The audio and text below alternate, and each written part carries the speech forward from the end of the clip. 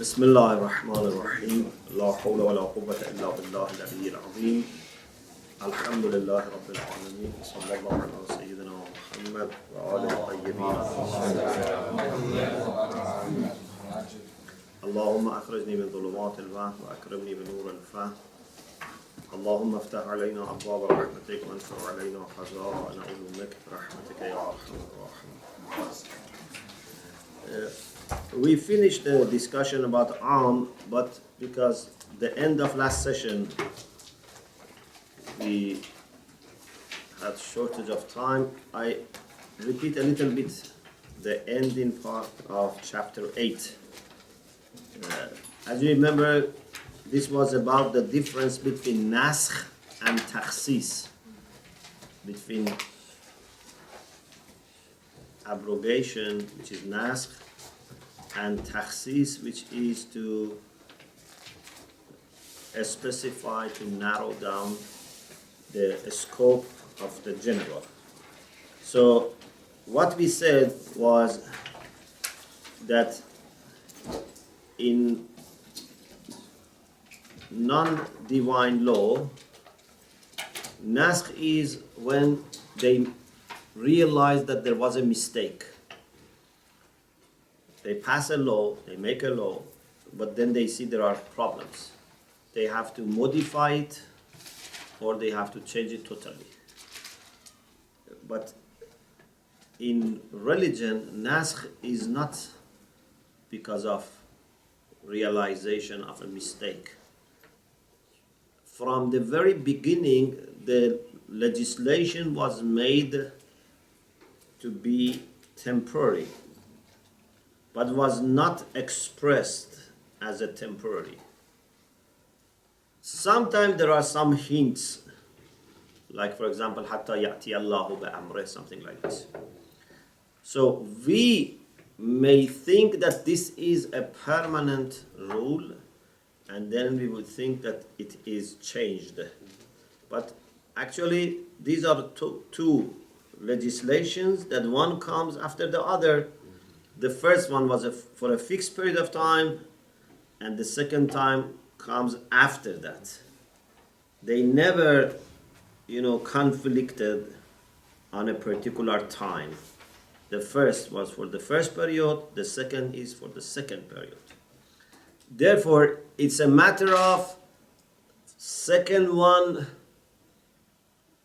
being dafi' and not rafi'.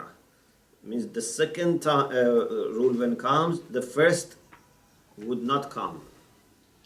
It's not that the first has already belonged to it and it comes and takes it out. The difference between daf' and raf'. Raf' is when something has happened. Like for example, if you are already ill, Assalamu alaikum, like me. So if you are ill, and then you take some treatment, some medicine, this is raf'ul alam. You have illness, but you want to remove. But daf'ul alam is to prevent, not to let it happen. So in Sharia, naskh is daf', not raf'. It's not that the first ruling was applicable to the second period and now we are removing. The first ruling was meant to be for that short period. Nothing more. Yes? Raf is like cure and daf is like prevention. As example. But raf means to remove, daf means to protect. To remove is different from to protect. Sometimes, for example, we have someone that we don't want him to come into power. This is dafa. Sometimes someone is already in power. Then there is campaign to remove. So there's a difference between dafa and rafa. Ibtidai and defai, we can say that. Pardon? Like we use jihad ibtidai, jihad defai. So difa and ibtida is like rough, and I think it's clear. It's clear, It's yeah. clear. It's something preemptive if that. So daf is not to let something come, not to let something happen. Daf is when it has already happened. Raf. And you want to remove it. Yes. Sheikhna, I understand that why it's not raf, it's not removal. But I don't understand why it is def. Def in what sense? To what? Preventing from what? Because if the second was not there, the first one was going to cover the second period. So it is the second that helps us understand that we should not act according to the first in the second period. Can we have an example? Pardon? Can we have an example of that? Yeah. Like for example, first there was a period that they had to pay sadaqah before whispering to the Prophet. Then the next ayah, this abrogating verse came and said, now you don't need to give sadaqah. So this second ayah stops the first ruling be applied to, for example, our time. Or any time, for example, after that ayah came. Yes. So can we say it's a def of a confusion, perhaps? Because it seems a bit unusual to say it is protecting us from the hukum in the second period. So is it protecting from the confusion? Yeah, or protecting the belonging of the first to the second period. The other important thing remaining, of course, I mentioned this, but I repeat it. I told you one difference between naskh and takhsis is that takhsis should happen before the time of practice, maqamul amal. Because if Allah subhanahu wa ta'ala wants us to act according to khas, He should mention it before the time of practice, before waqt al-amal. Okay? Because as you remember, we said and khas together indicate al-iradatul jaddiyah. So whatever is iradatul jaddiyah of Mawla is one. So he can say it together, the khas yakunu muttasalan, if they are connected. If it's munfasil, he mentions in two different times, but both muttasil and munfasil should happen before we want to practice, so that we know what is really meant, what is the serious will of the Mawla, what is al-iradatul jaddiyah. But in naskh comes after acting according to the mansukh.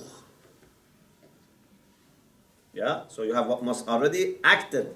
So there's a difference between nasikh and khas. Khas comes before waqt al-amal, nasikh comes after waqt al-amal. Means you have already acted upon mansukh, yes. Like for takhsis, can we say like, as example, Allah subhanahu wa ta'ala gave takhsis to wudu for the praying, so a few different commands, two different acts for one ruling, as like salat with the praying with the wudu. This is not takhsis. So it's not the No, takhsis is, you have like akram al-ulama, and then there is a khas which says la tukram al-fussaq min al-ulama, or akram al-ulama illa al-fussaq. The and khas, yes. You know when people had to give sadaqah before they spoke to the Prophet, so then this was actually occurring, but because of a lack of people doing it, then it was stopped. Can we say that God's will was that this was actually the intent for a long time, but because people didn't implement it, then He changed it? No, because God knew what is going to happen. Okay? Therefore, it was not meant to be forever or be permanent. It was meant to demonstrate something. To demonstrate who would be serious in talking to the Prophet and who would just do it if there is no cost. In this case, people still acted before the change of rule, right? Pardon? Before the change of rule, Yeah. people had still acted. Yes. Was done. Acted either by obeying or disobeying. It was waqtul amal, but maybe they didn't act, they disobeyed. But it was the time of practice. Some obeyed, some disobeyed. So this is unlike the other situation when both the initial rule and the changed rule, but the action was only after the changed rule. This one, in this example, the action was also before the changed rule. In Naskh, always action is before. This is not. In Naskh, always, before you change, there must be a time that you have to act according to the mansukh. Otherwise, it doesn't make sense that a law is made and before people have the chance to do it, it's changed. So what was the point? It must be something that goes on for some time and people have to practice it. Then after some time, they are told, no, now the policy has changed. Okay, now we can go to the fifth section, inshallah, and that is about al-mutlaq wal-muqayyad, but also with that al-mujmal wal-mubayyan, because these are two short sections. Ayatollah Subhani has merged them into one section. Otherwise, these are two separate things. Al-mutlaq wal-muqayyad is something, al-mujmal wal-mubayyan is something else. Okay, first there is a discussion about definition of mutlaq. And maybe before studying this part, you know already what is mutlaq, and this can be a little bit, even maybe making it more difficult. But anyway, we have to know what other people have said, and then we choose our own definition. Ayatollah Subhani starts by saying, Urf al-mutlaq. Mutlaq has been defined in this way. ما دل على شائع في جنسه والمقيد على خلافه.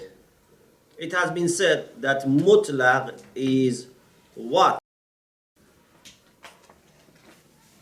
has indicated, has made this meaning, which is sha'i', is common, it's inclusive in its own type.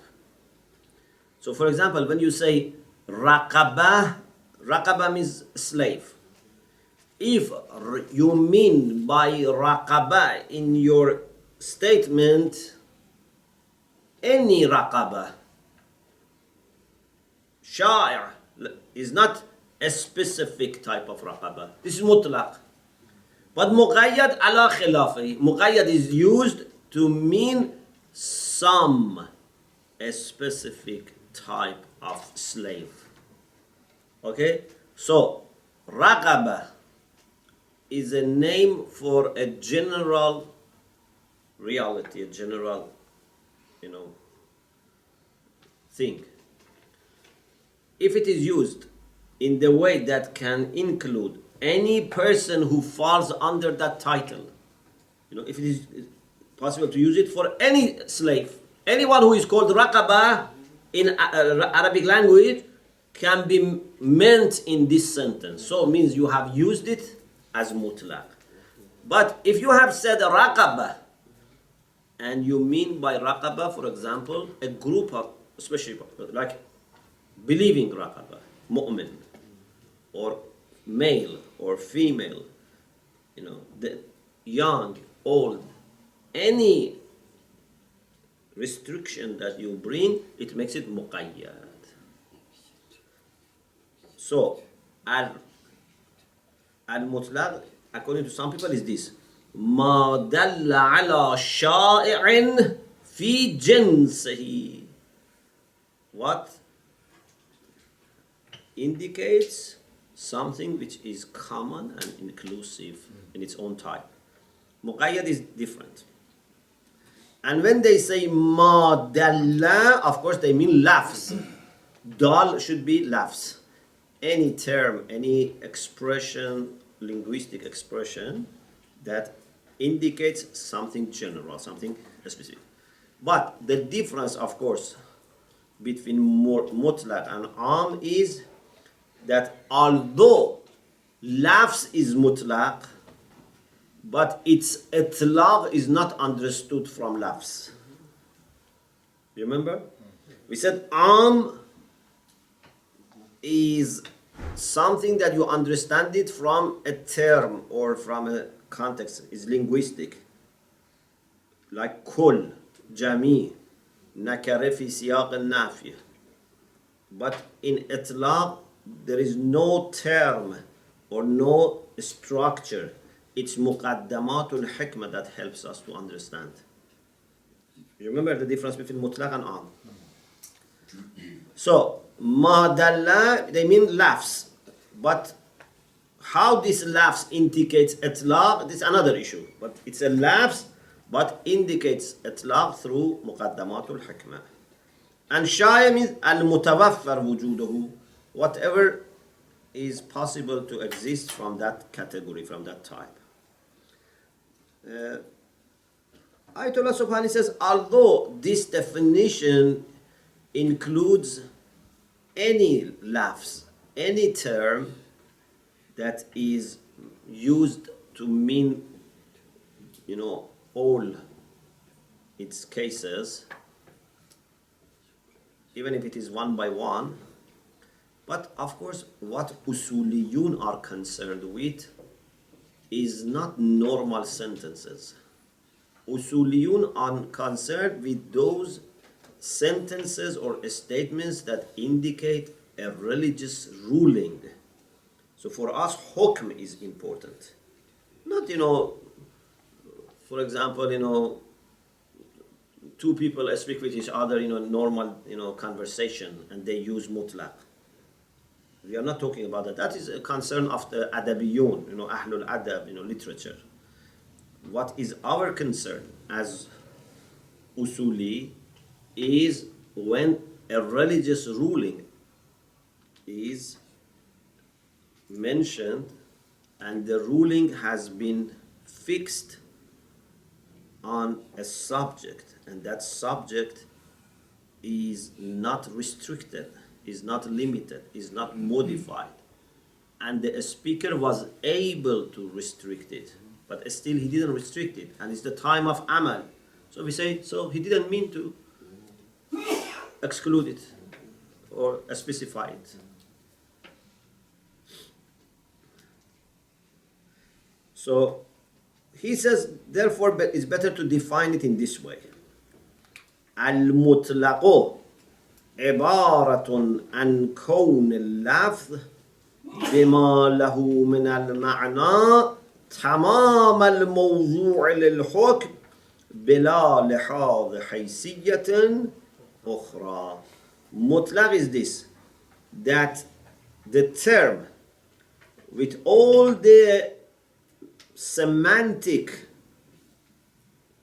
scope that it has, anything that it can include as a meaning, is used as the complete subject for the ruling. So, raqabah, what can be, coming under raqabah? Anything that can come under raqabah is the subject for hukm. A'tiq raqabatan. Wujub al-'itq has belonged to a subject which is raqabah. If raqabah is used to include anything that comes under the title of raqabah, this is mutlaq. If raqabah is said, but what is meant is a specific individuals who come under raqabah, not all, this is muqayyad. Very clear. Sometimes something is very clear, but if you want to explain it, it becomes more difficult. Yeah?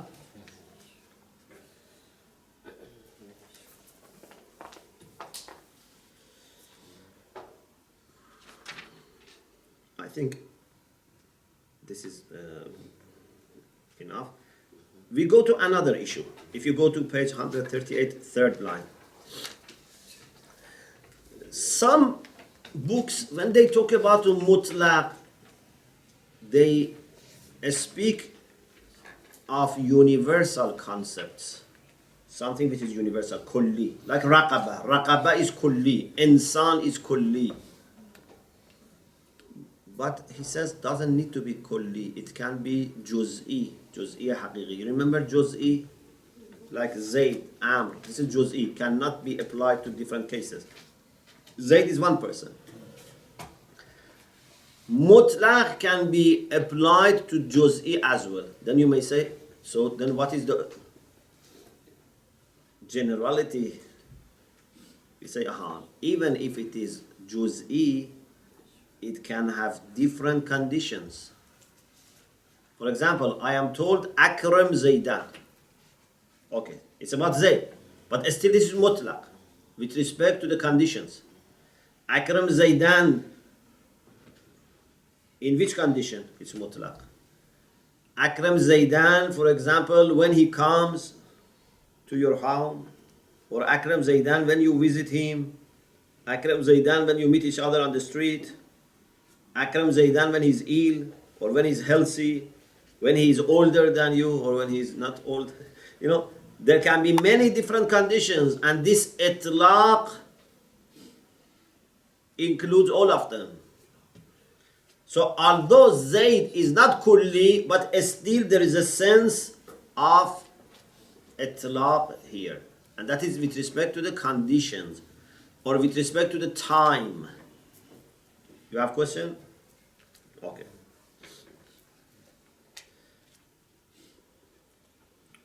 So, as conclusion, we can mention few points. 1, 2, 3, 4. 4 points are here. Okay? The first point, this is a conclusion, it's not something new. Okay? It's not something new. لا يشترط في المطلق أن يكون أمرا شائعا في الجنس بل يجوز أن يكون جزئيا ذا أحوال. As we just said, mutlaq doesn't need to be kulli, doesn't need to be universal. It can be juz'i, it can be particular, but has different conditions. With respect to those conditions is mutlaq. Okay? For example, وَلْيَطَّوَّفُوا بِالْبَيْتِ الْعَتِيقِ.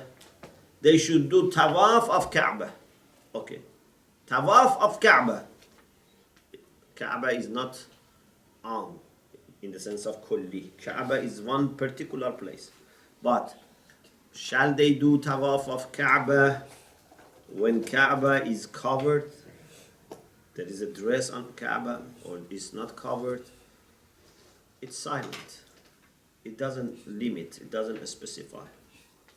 So although it is juz'i, but still it can be mutlaq. Second point, itlaq and taqeed are idafi. What does idafi mean? Idafi sometimes is extra, but here idafi means relative. Idafi comes from idafa means nisbah. Means relative. It's a relative issue. You know, something, yes. Itlaq and taqeed are relative. So the same sentence can be mutlaq with respect to something and muqayyad with respect to something else. You have to, for example, when you say Akram Zaydan idha aslama alayk, for example, respect Zayd when he says salam to you. Okay? So Zayd is not mutlaq with respect to person, but with respect to conditions is mutlaq. Okay? So it's possible. Or someone says at'im insanan fil masjid. At'im, feed a person in the masjid. Insanan is mutlaq with respect to which insan is mutlaq. But with respect to place, it's muqayyad because it's fil masjid. It can be mutlaq and muqayyad. With respect to something is mutlaq, with respect to something else is muqayyad. The third point,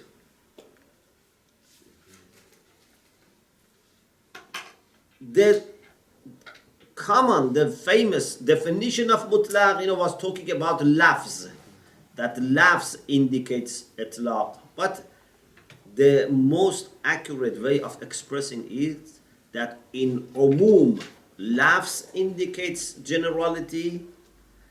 In itlaq, it's not lafz alone.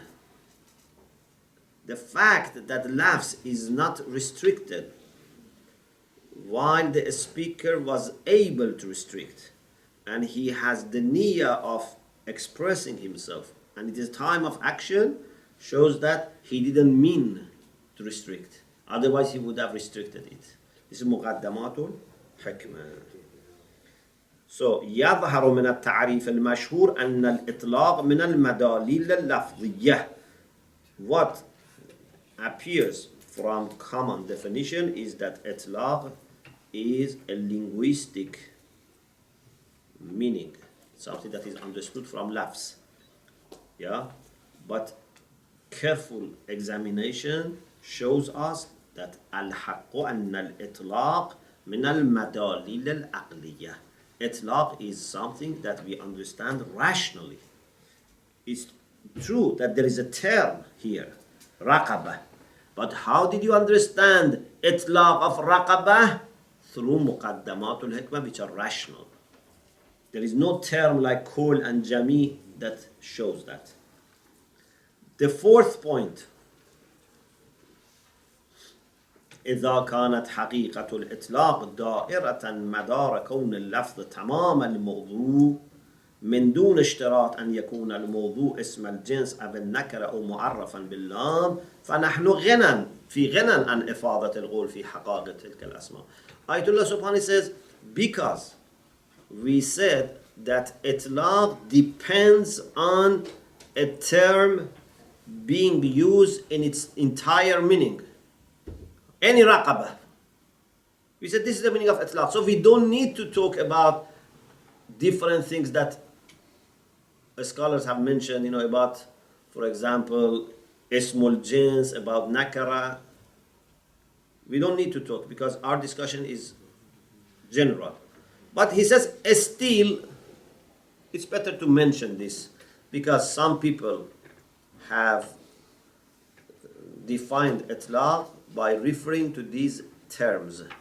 Therefore, he has a quick review of these terms which, if they are used, they can be sign of itlaq. For example, ismul jins. You know ismul jins? Ismul jins is a noun which refers to a type of things, a type of being.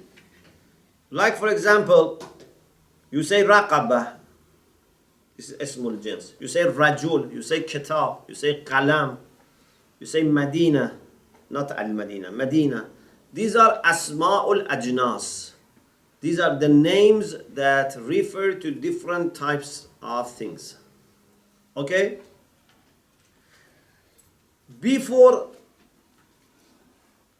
Sultanul Ulama, there was an idea that asma'ul ajnas are used for, it's better to say, are designated for mutlaq.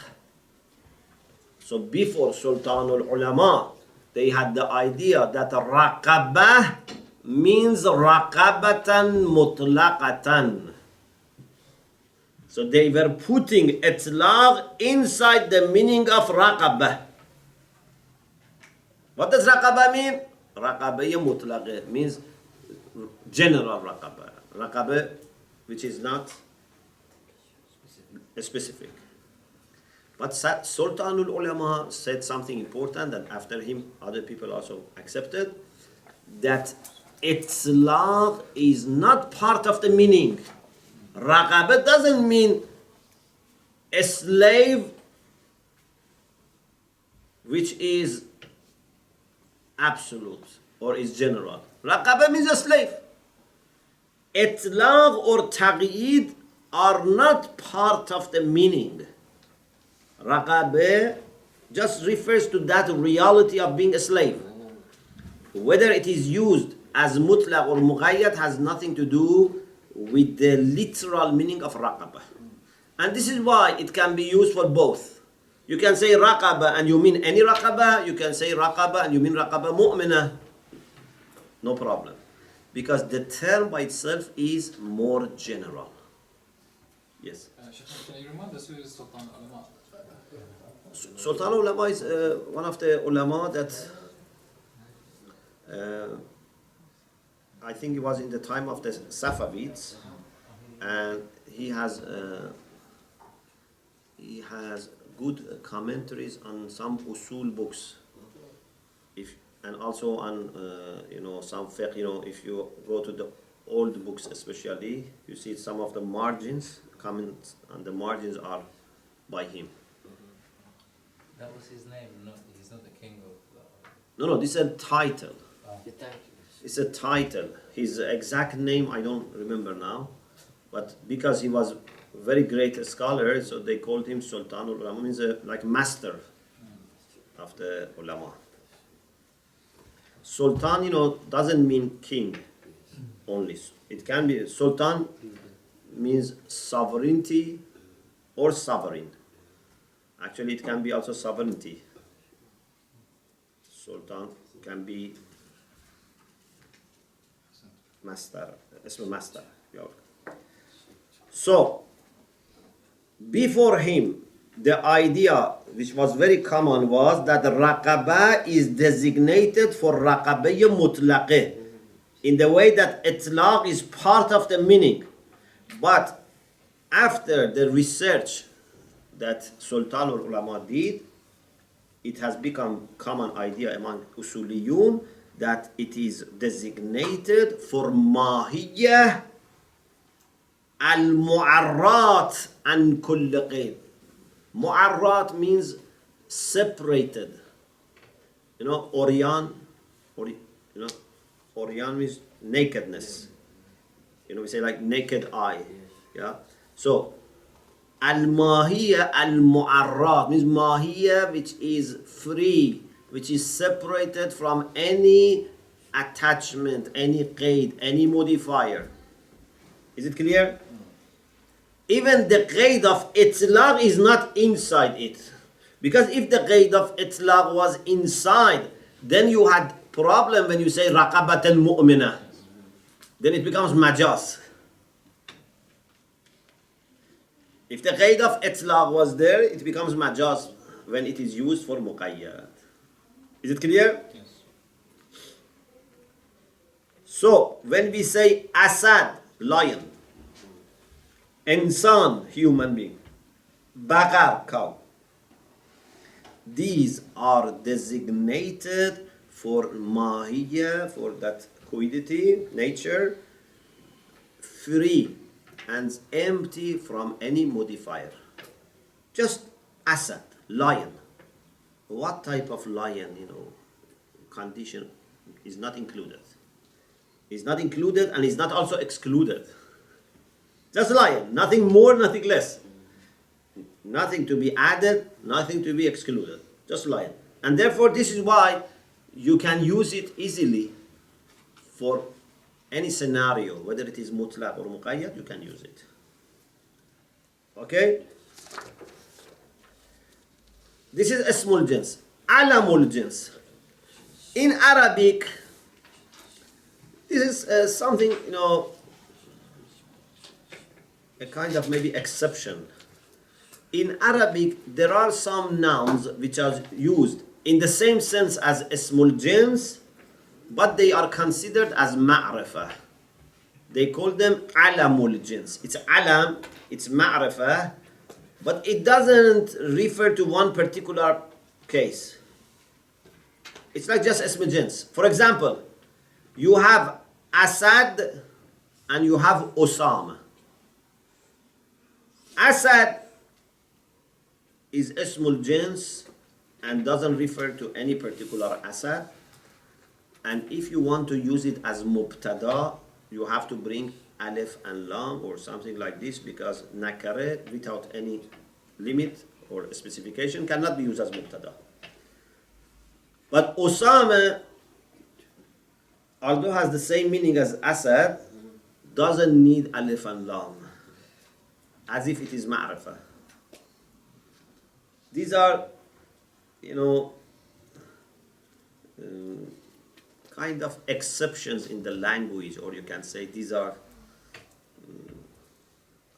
what can I say, without giving bad meaning, So this is, you can say, the flexibility of language, or otherwise it's the same thing. Or sa'lab and thu'ala, meaning is the same. What is sa'lab? False.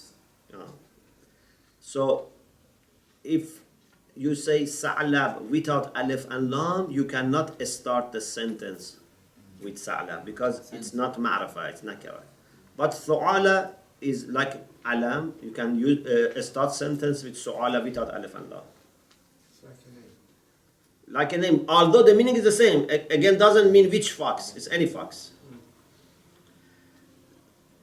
The third is al-mu'arrafu bil-alif wal-lam. In Arabic morphology, in sarf, I think you have studied different types of alif and lam. Sometimes in Nahv also mentioned this. But for example, in sarf as-sadid, this discussion is there. We have different type of alif and lam. Ayatollah Subhani mentions alif and lam for jins, alif and lam for istighraq, which refers to all cases, alif and lam for ahd, something specific. Istighraq can be istighraq for individuals, can be istighraq with respect to characteristic, and ahd can be dhihni, something that I know, dhikri, something which I already mentioned, or huzuri, something which is present.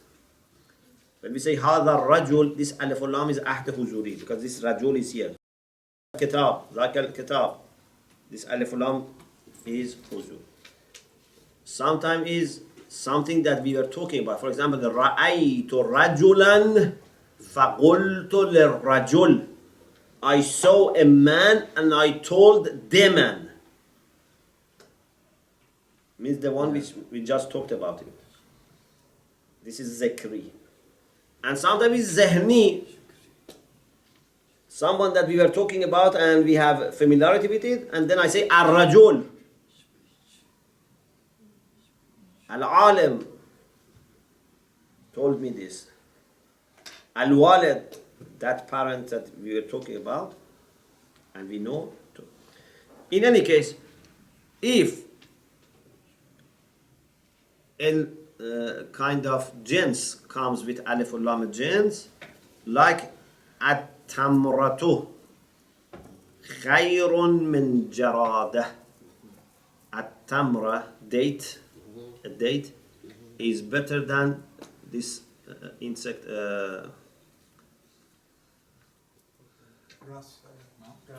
No, Carter?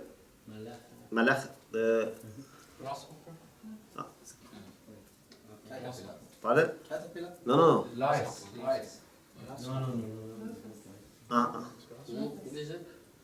You know when sometimes they come in tens of thousands, they attack. Locusts. Yeah. Locusts. Locusts. Yeah. So a date is better than a locust. I hope you don't disagree. Okay. So at-tamra, this alif and lam is for jins, means any tamra. It doesn't mean a specific tamra. What do they mean by huduri, Shaykh? Sorry?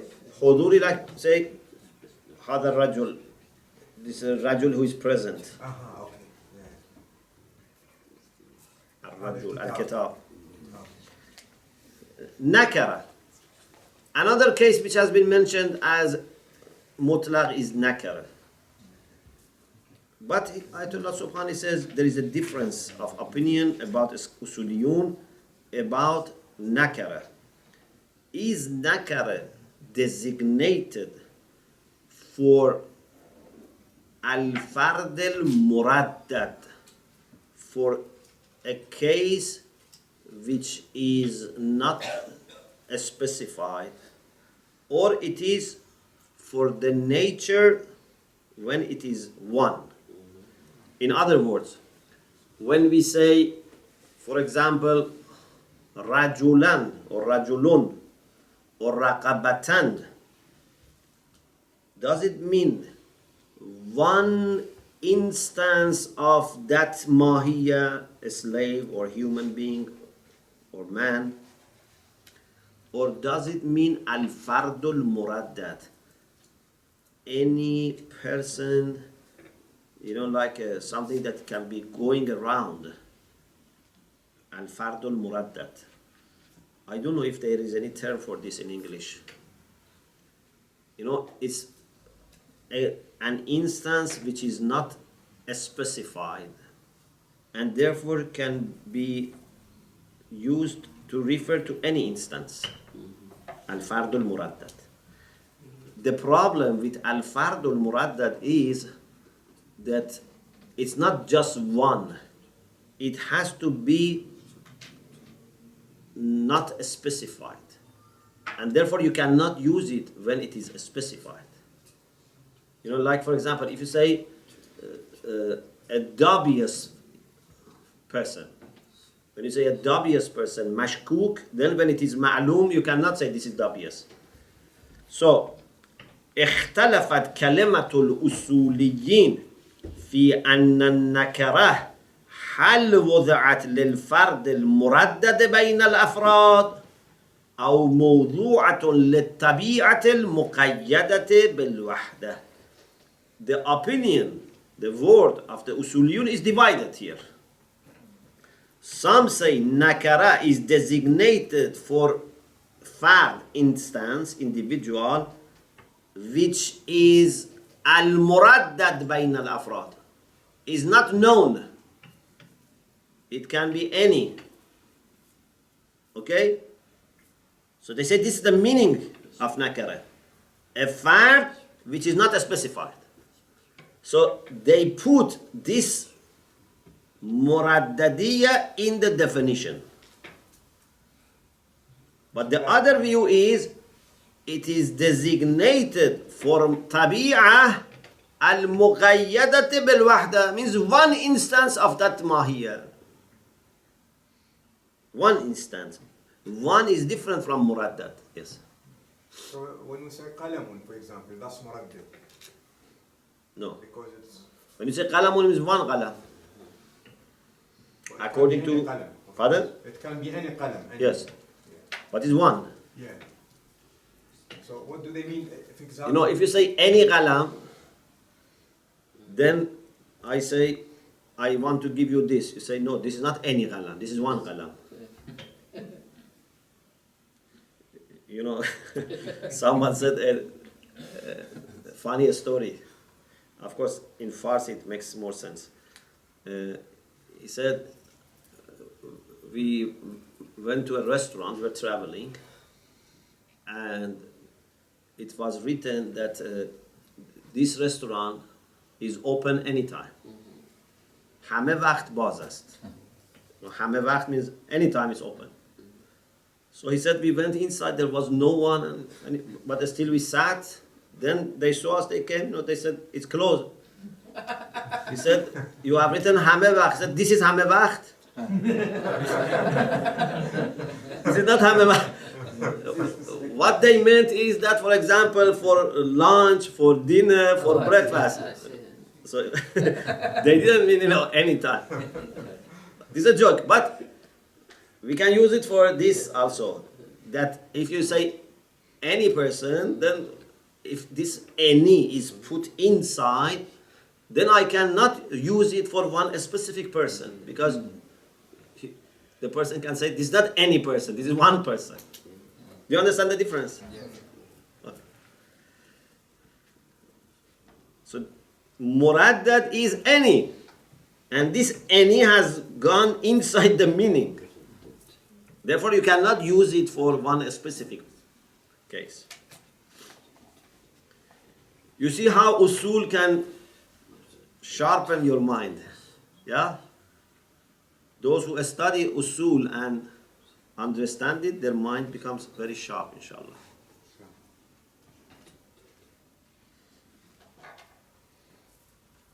التحقيق هو الثاني. What the research supports and what is, the right view, the correct view, is that it is the second. Means at-tabi'ah, but in one case. Yes. Sheikh, so if someone says give me any pen, and you give them one, and this is not any pen, this is one pen, what is the response to that? What are we supposed to do? So if he says, give me any pen, and he really means any pen, you cannot give him any pen. Because any pen that you give is not any pen, it's just a pen. If you give him the whole thing, like the whole box of pens, He didn't ask for a whole box. Yeah. So if he means a pen, you can give him any pen. But if he means really to be any, then it's difficult. Why would somebody ask like that? Give me any pen. They always ask like, In the legal, cases, and when sometimes there are financial legal issues, sometimes the usage of these terms can be very important, and you have to be very careful about the way. Sometimes they put something that they can later say it's not known. What does it mean? To make it just ambiguous. Can you explain what does muraddad mean, please? Muraddad means unspecified, means any. Unspecified. Al-muraddad, fardul muraddad. أحسنت. يلا. أما القول بأنها موضوعة التحقيق هو الثاني لأنها عبارة عن اسم الجنس الذي دخل عليه التنوين. نكرة is اسم الجنس plus تنوين. So اسم الجنس shows طبيعة ماهية and تنوين shows وحدة one. أما القول بأنها موضوعة للفرد المردد بين الأفراد فغير تام. The other opinion, he says it is for fard muraddad, this is not complete. Why? Because then it's impossible to imtisal, to obey. Why? Because whatever you do is not muraddad. فإذا قال جئني بإنسان, when he says bring me a human being, and if إنسان means muraddad, any human being. فأي إنسان أتيت به, any person that you bring is a specific, is not muraddad. So if you want to bring muraddad, you have to bring a human being who is not a specific, which is not possible. Okay. The next issue, this is في أن المطلق بعد التقييد ليس مجازا. You remember we had a similar discussion about عام. أن العام بعد التخصيص حقيقة. Yeah. Or here we say ليس مجازا. It's the same thing. When you specify, it's still حقيقة. Why? Because in the literal meaning, itlaq or taqyid are not included. When you say raqabah, it's not included in the meaning of raqabah to be mutlaq or muqayyad. Therefore, it can be used for both. If you say a'tiq raqabatan, and then later you do taqyid and you say لا تؤتق رقبة غير مؤمنة. So this doesn't make raqabatan in the first sentence majaz. It's still haqiqah. Is it clear? Yes. Yes. Sheikh, in the previous one, we had a condition that you must not specify it to less than half. Or more. If you say any... Takhsis al-aksar. Yes. So if you say any Not less than, but it's something reasonable. reasonable should remain, yeah. And here, what is the sort of rule of thumb on this one? Here, that problem is not applicable. Because there, you are using kol and jami. Here, you don't use anything. Just, you are bringing muqayyad and it stops itlaq, the muqaddamat al-hikmah for itlaq. So no matter what No problem. modification we add on, You can exclude 99%. No and problem. it's still mutlaq. Yeah. Otherwise, how can you express such things? We should have a way in language. So I don't say kulla raqaba and then exclude 90%. But I can say a'atiq raqabatan kada wa kada wa kada wa kada, and I can limit it. But wouldn't it be... No, because there's no other way of talking about a raqaba who is a specific. No, that's fine. But then why don't we just call it specific instead of calling it mutlaq? Because it still can be different instances. But if we specify so Yeah. much... that- For example, you say, for this position in our mosque, we need, an imam. So you say a person who has this quality, this quality, this quality. So you do taqyid. And in the end, in the whole UK, maybe only 5 people can be like that. But no problem, we have to do this. Like Imama and Asma, for example. There's only one person. Yes, exactly. Yes. So, أحسنت. اختلفت كلمة الأصوليين في أن المطلق بعد التقييد مجاز أو لا على أقوال. Usuliyun have been divided. They have different opinions. With respect to this point, that is mutlaq after taqyid haqiqah or majaz. We mentioned 2 of these views. The first is أنه مجاز مطلقا. They say it's always used in a metaphoric sense, whether it is muttasil or munfasil. Muqayyad is muttasil or munfasil, connected or disconnected. And this is the famous view before Sultanul Ulama. And you can guess why. Because before Sultanul Ulama, they had the idea that itlaq is included in the meaning.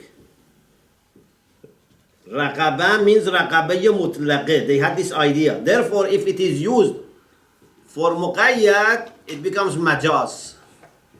Because their assumption was that itlaq is part of the meaning. But after Sultanul Ulama, they no longer say itlaq is part of the meaning. Raqaba means just raqaba, a slave. Therefore, it can be used for mutlaq or muqayyad. It's haqiqah. So the first opinion is مشهور قبل سلطان العلماء القول الثاني إنه حقيقة مطلقة وهو خيارة سلطان العلماء. This is the choice of Sultan العلماء. حجة القول الأول.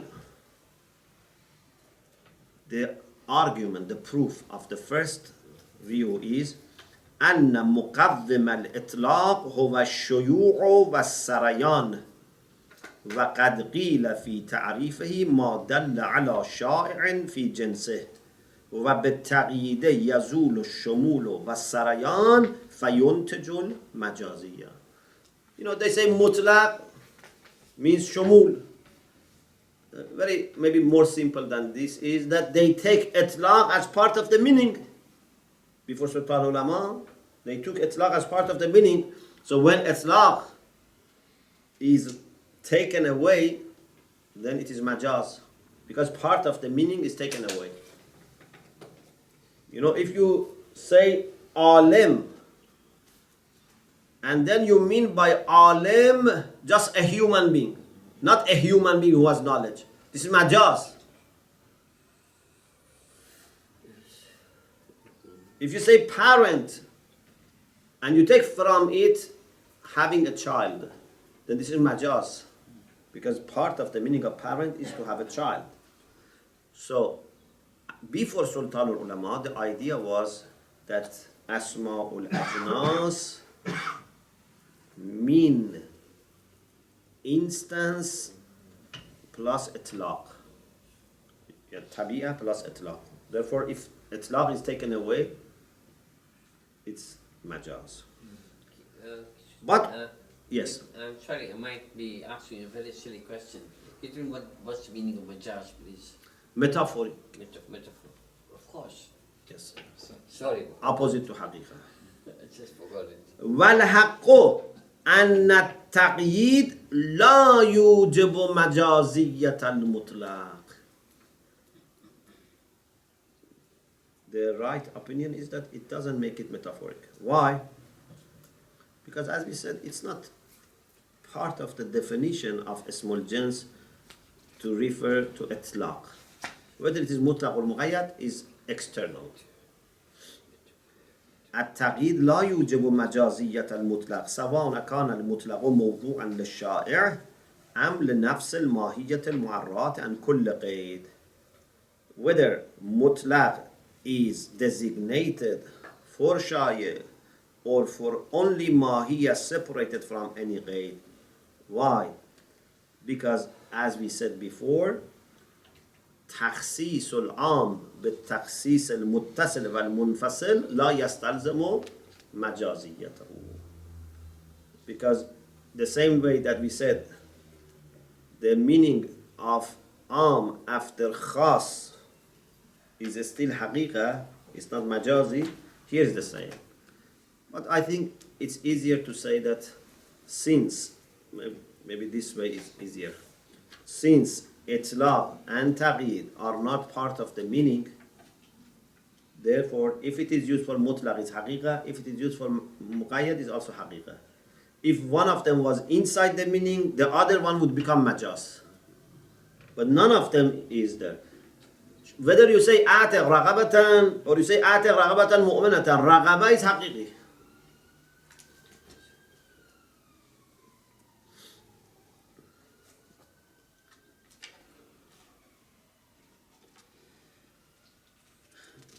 I think this is just enough. The last paragraph is not needed. Just you can remember in the way that I told you that whether mutlaq is haqiqah or majaz, it depends on what you believe to be the meaning of the term. If you say the meaning of the term is just simply the tabi'ah, mahiyya, raqaba means a slave. Insan, alim is alim. Therefore, if you use it for mutlaq or muqayyad, it's not majaz. But if you were saying that inside the meaning of insan, itlaq is included, then it becomes majaz when it is used for a particular type of insan. Or inside meaning of raqaba, itlaq is included, then it would become majaz when it is raqabiyya mu'minah. There is no reason, and as you know, after Sultan Ulama, this has become very popular view that itlaq is not part of the meaning. Okay, I think we stop here and inshallah we continue on Wednesday. وآخر دعوانا أن الحمد لله رب العالمين.